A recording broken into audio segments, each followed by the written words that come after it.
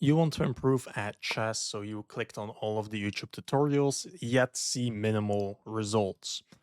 That is because most chess teachers try to gatekeep a lot of information from you, and that's why you are here. I want to invite you to watch this video and afterwards decide if I am worth subscribing to. Um, Usually, if you can take and they cannot take with the knight, you should. So I only calculate take and take. And then I have mm, take, take. I can take, but after take and take, I lose a piece. So take, knight, take, and I can take, and you have to take with the queen to defend. So I don't think it works. So let's just develop then. Um, so I give practical tips that will actually help you instead of just gatekeeping the important information and keep you stuck. In the previous video, I already showed you how I won a game while up a pawn, but in a damaged structure. It was very difficult to convert, but I showed you how I go about my thought process while converting, especially the difference between a winning position and a win condition. I was up a pawn for quite a long time and I have lost incredible amounts of games. Hold up, take, take, take. You have to take with the pawn, which is exactly what I want. So I guess I'll take. You don't take if there's a knight here or a bishop here, so I think I have to take. Then I can take. You have to take with the pawn. And then I might have something like this in the future, but I think for now I'll just develop my knight. Um, so the difference between a winning position and a win condition is always very uh basically never talked about, and it's disgusting because it's such an important lesson. I got into a winning position because I had more activity and a extra pawn, and I lost incredible amounts of games because then I started playing like I was completely invincible. But if you're only up a pawn, your pieces are equally as strong and he can still go for amounts of counterplays that will make you lose games. So I thought about, okay, I have a winning position. Let's try and make a win condition. A win condition is only a checkmating attack or a passed pawn. I wasn't really getting a checkmate attack, so I really invested my time in trying to make a passed pawn and won the game like that. And that's exactly how you should go about it. I think I can do this, and if you do this, I can check.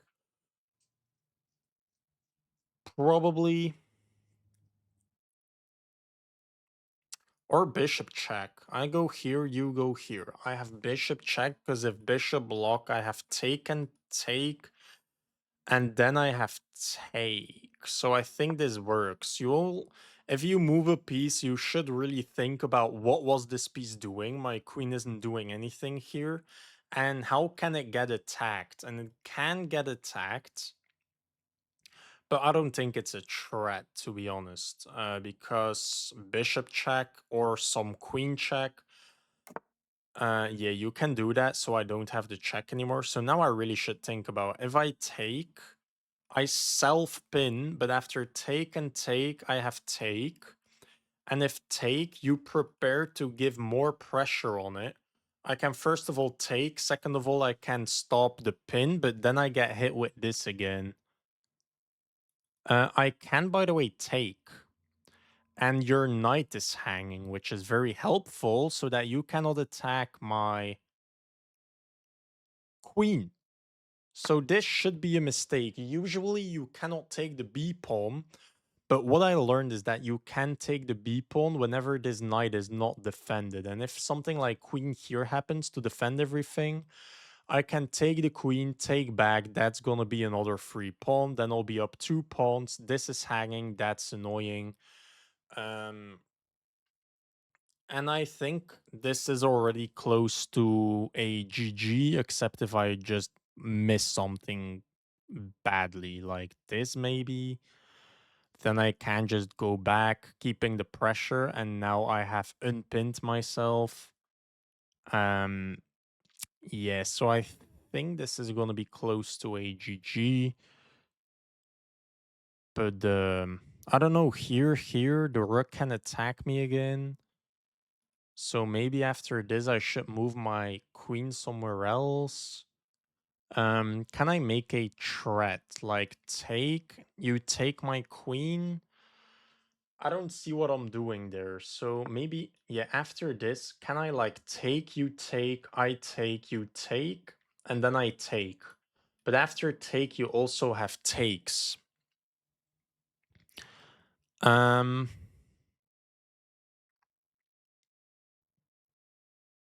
my opening was quite good. So in e4, c6, we go into a Caro-Kann. He does the advanced, and after c5, he goes for c3, the Budvinic setup. We develop the knight, they develop the knight. And I should have taken in this position already because you cannot take with the knight because we can take the pawn.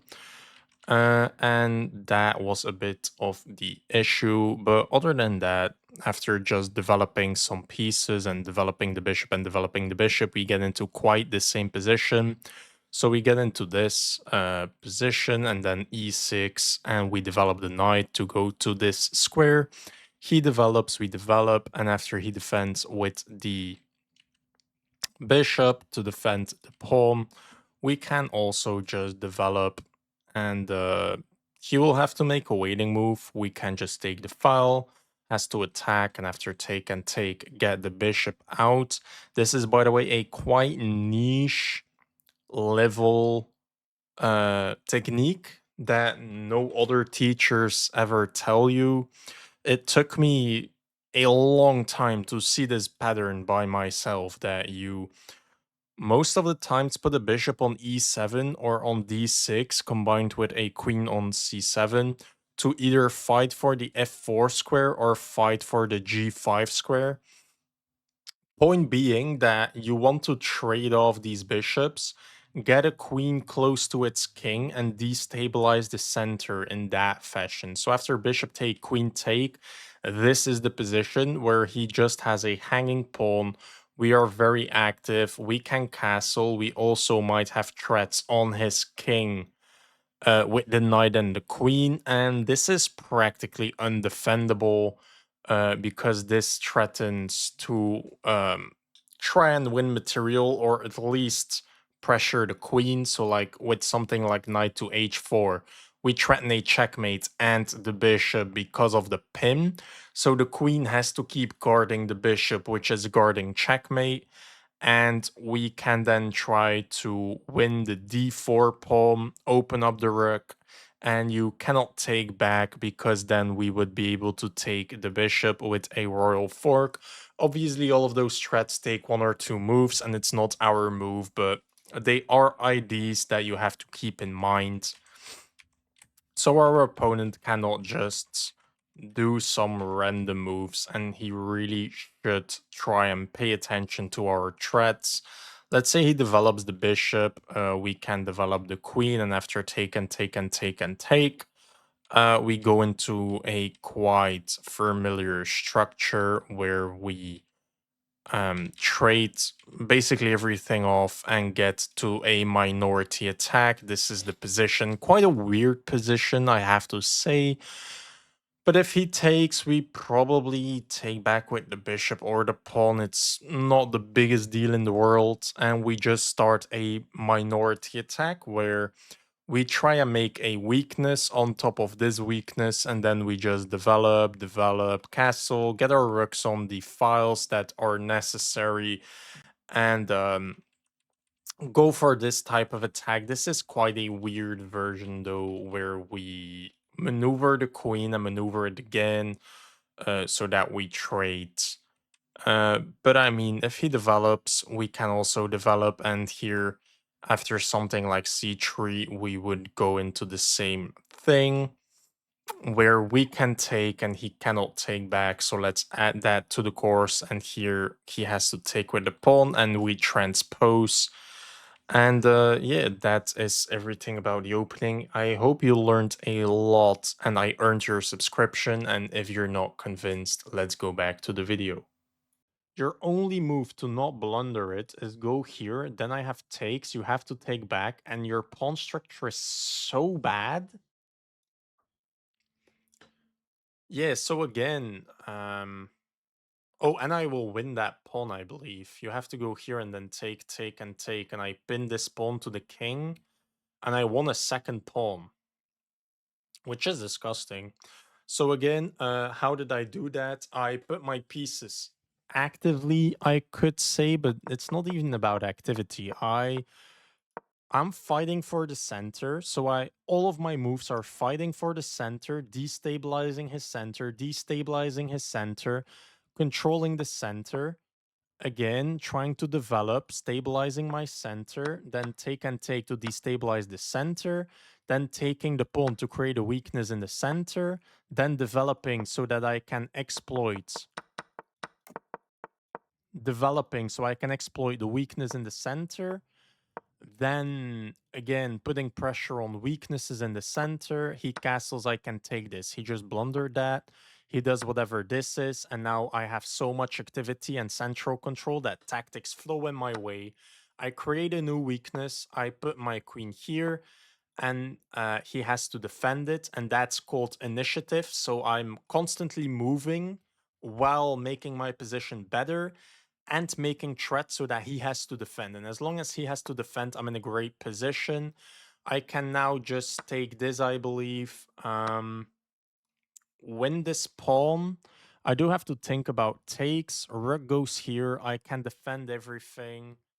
And maybe this is annoying, but after take, take, and I defend, there should be absolutely nothing. I do have to think about, I am not forced to take this pawn right now. That's by the way another hanging pawn. Damn. So I have this. After this, I can move, and you have to defend this pawn, which is near impossible, except with something like this, but my knight controls that. So yeah, I really think I'm maybe going up a third pawn, and that is because I damaged his structure. So it's all about activity. Now I traded this to create more weaknesses, more activity, and now I have this small plan of he put a knight on the edge, which decreases his activity, and now I can exploit his very awkward knight on the edge, combined with the activity of my queen, so that the only way he doesn't lose the knight is this. But then what do? Take and take, and now his structure is incredibly bad. You should try and force as many pawn islands for your opponent as possible. I have two. He has one, two, three, and four. So I win a pawn. Now I probably just have to go back. And now I will win this, which isn't even that significant, to be fair. Winning this pawn is not really impressive. And then I will show you how I will convert this position, probably up 3 pawns. So I will first think about where does my advantage lie. That's an aggressive move. So I can take, and if you take, I can just take, take, take. You do have infiltration though. But that shouldn't be too bad. And first of all, so my advantage is that I have an extra pawn on the f file, but that doesn't really matter. I have an extra pawn on the d file, but the only way I make that a pass pawn is if I win the e3 pawn. So even winning this e5 pawn isn't that significant. The only way that does is that I can easily move my f pawn, so I can push my e pawn, so I can make a pawn break on the default to make a passed pawn. He tries to do whatever this is. After take and take, he does pin my knight, which is very annoying, so I will not allow that. but I can take, and if you take, I can take. You probably have to take back, and then I can take. You can infiltrate, but what happened is that I created the past A pawn, so I can just start pushing my pawn, and that shouldn't be a problem now. So I can just take. I control this, and I can even take with a check, then take the queen. And if you take, that's not really a issue. Um, I can probably even do something like this. And if you really want to defend the pawn, there should be something. Already, I have takes with the threat on your queen and the discovery check. So yeah, this works. This should be strong as well. I can just take this pawn if I want it. Or I can just pressure this pinned pawn, but you can defend it probably. So I can take. If pawn takes, you have as many pawn islands as you would have otherwise. But I would prefer the isolated pawn in the center, but probably trading pieces while up 3 pawns is nice. You will have to take with the pawn or the queen. You take with the queen. So now I can just take this. You can infiltrate, but I can castle. And yes, the rook and the queen align up to create some threats, but they should never really work. Or you just attack my queen. That shouldn't make a difference either. Now I can even stop your infiltration, which should be very good for me. You can try to move the queen to take a grip on b8, using your queen as an anchor to force in your rook, but I can castle and that will control b4. So now, again, what am I thinking about? I'm up 3 pawns and one of them is a passed pawn. So my plan is just to push the passed pawn because that is my win condition. I want to activate everything that I have. Then I really want to create passed pawns. So after take and take, my e pawn is a passed pawn as well. After take and take, I also have a passed d pawn, but this is a pin and that's quite bad. So I can castle, allow you to take and take, but now my d pawn is weak. So I think I will take with an attack on the queen. You will have to take. I can just castle. And now I have a passed e pawn, which is still connected. And I have a passed a pawn, which is isolated, but still a passed pawn. You can take with an attack on the rook, but I can still castle out of that threat because then the rook is defended. And then my position will be quite harmonious. A lot of harmony is what I mean. So his only thing he can really do is try to checkmate me with like a rook lift or something, but that shouldn't really work. I can ask for a queen trade. If you take it, it should be very easy, and if you don't take it, you will have to guard your rook somehow. So I think this forces a rook trade. You can infiltrate, but this is well defended, and I can just start pushing both passed pawns. So I'm up 3 pawns, 2 of them are passed pawns. He can even infiltrate quite badly, go behind my pawn, then I have take and take, and your pressure will be gone. Yes, you can do that. So now I think I will just activate my rook, which might be weakening the f pawn. If I do this, you go here. I don't know. Maybe I just kick the queen first, just because I can and it doesn't waste the move. You don't have a threat, right? I don't think so. So I can kick the queen. It will have to move to a very useless square, which is always quite good. I can still try to do this queen traits threat on b2. Maybe you go all the way back here. That's possible too. Then I do have this check, but maybe it's useless. Maybe I push this past pawn to set up the trick. So I don't even have to weaken the f7 pawn, but probably my average should be as active as possible. Oh, you do go all the way back. Okay. Um,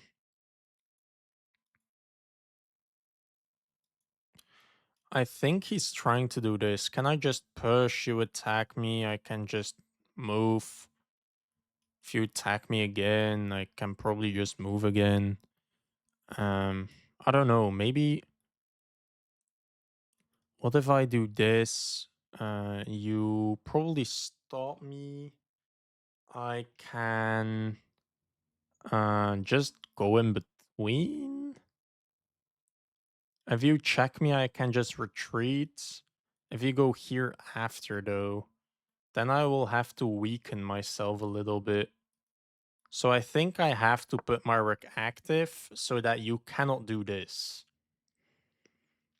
And if you go for this threat, I can just push my pawn again, and I start pushing my e pawn. I am weakening my king a little though, which is something I have to be a bit careful for. But then I can start pushing again.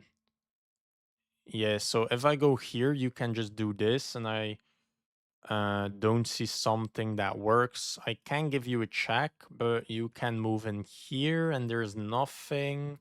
If you move in here, I have this fork, but I mean, that's not forced. So let's just shut this. I am strengthening this rook, which is annoying. But I mean, I don't know. You can't have everything in the world, right? So I'm thinking about this queen can make some threats. Maybe you try to sag the rook to get here. Then I do have check again though. So the king is quite awkward. Something like king h1 will benefit him. Wow. Right on cue. Um yeah, so I really want to infiltrate with the rook, but that's quite impossible. So let's just push this pawn. If you try to make a threat like this, I can just push my e pawn, which is again just pushing a passed pawn.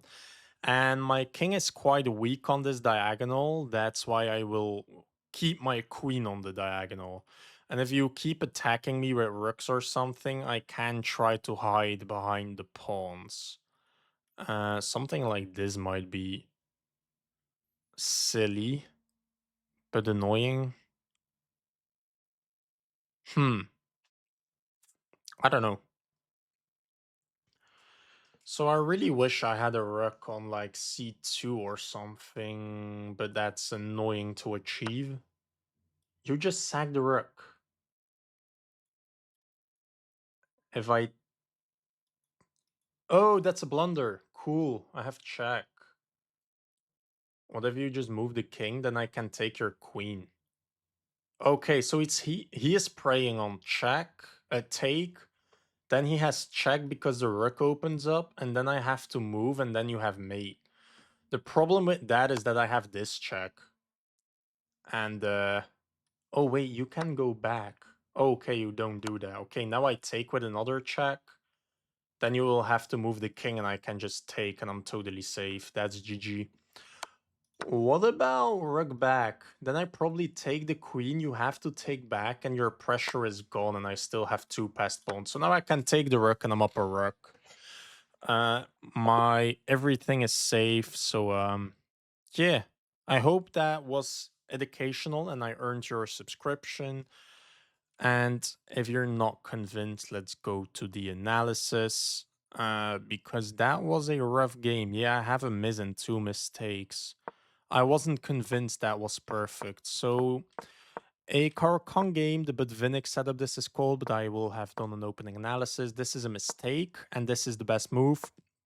So usually you have to take if he cannot take back with the knight, but in this situation he can take back with the knight.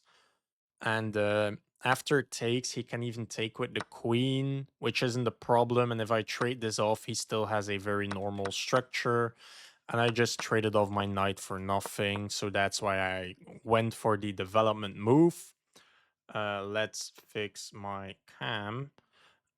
So this is just fight for the center, destabilize his center, get pressure in the center, destabilize his center, open up something so that I can develop to pressure the center. After this, I take, which is a great move if I go like this.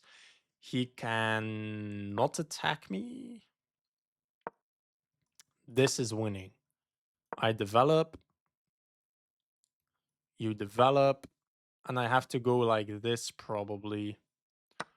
Take, take, take the knight, take the bishop, go back with an attack. And this is bad for me, apparently. He does have the bishop there, but I don't know. So taking is a great move. You take back, and I now can take.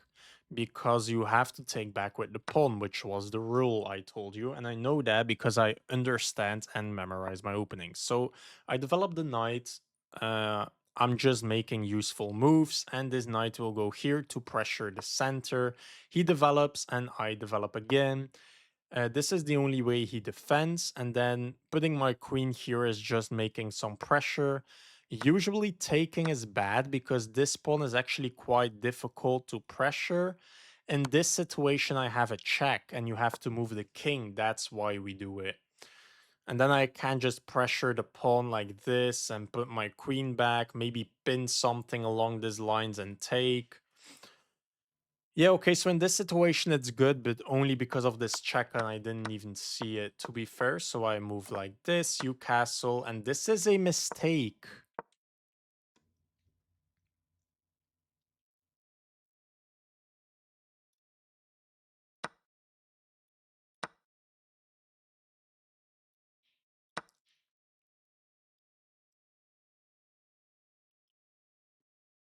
I don't understand. So why can I not take this? Rook here. Oh, and I don't have a check. Oh, I do have a check. King has to move. Why is this so bad? Ew, my knight is just trapped. But I can take with a threat, right? You cannot take because of take. You take this one back. I can even make a checkmating threat.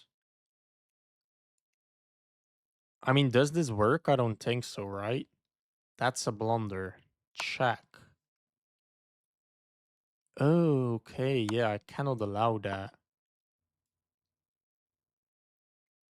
And why is this bad? Check. And the queen will come in like this. Oh, that's mate. Wow. So my opponent could have seen that, I cannot lie, because my king is stuck in the center and his is not.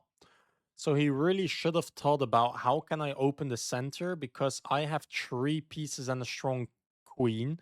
And if I can have open lines for my rooks, that will be useful. So how do I really blow up the center? Then you can calculate take, take, take. And if he takes, I have take and take. So that doesn't work. So he has to take. Then I can attack the queen. And he cannot really move except for something like this. But then check happens. And you did just blow open the center. And I'm really, really screwed if I do something like that. You just take, this is pinned, attacked, undefended, and if I defend it, it doesn't even do anything. And I also have this, I have to move and probably check comes in. And you should always think about how can I include another piece to the attack. This is made in 4 and I have to sack my queen to even get to 4 moves. Damn. I mean, that is Michael Tull-like sacrifice, but damn. I didn't even know that plan. Um, yeah, I probably haven't studied enough sample lines inside of my course. Shout out to my course. So, take and take does make sense. This is a great move. I'm moving out of the way with threats, constantly trying to keep the initiative. So he does defend. He should have defended with a queen trade, apparently. Whatever. And this is a mistake. You can go here, and if I take the knight, you can skewer my knight back. That's funny. After this, takes. I have a free pawn though. But if I take the free pawn, then you can infiltrate and my king is way too slow. I can stop all of your checks, but you have check. I can just block. Queen check. Damn, and I'm losing. I made it in 2 moves. Damn, so this only works if this is forced, but you can sack your knight again to skewer me. That's funny. So I should have played rook to c8, first of all developing a piece on the open file and setting up c5 so that you cannot go here, because after take and here I can run and my knight is defended. So I'm setting up the same threat while developing. I didn't see this ID, that's funny. My opponent didn't see it too, and now I have take and take. Taking back is bad, that's the best move, that's a great move. Apparently I can just castle, which I did think about. And yeah, I don't know. So I thought I take a pawn, you attack me, I move, and this is undefendable. So I'm winning 2 more pawns. And I don't see the bad thing about it. The engine just thinks there is no rush, castle, and you will still win all of these. And if you defend it, that's hanging. So you have to defend it like this. And I could probably just take, and take, but then he has a passed pawn, which I don't want to give him. So I can move. And now this is still undefendable because I control this. What if you defend the pawn like that? I just save my pawn and probably put more pressure. Is that not good? Inaccuracy. Take. Oh, that's a free pawn. Yeah, that's dumb. So I have to make a passed pawn. You defend this one. I can push my passed pawn. I mean, setting it up at least. Now you have to move the king.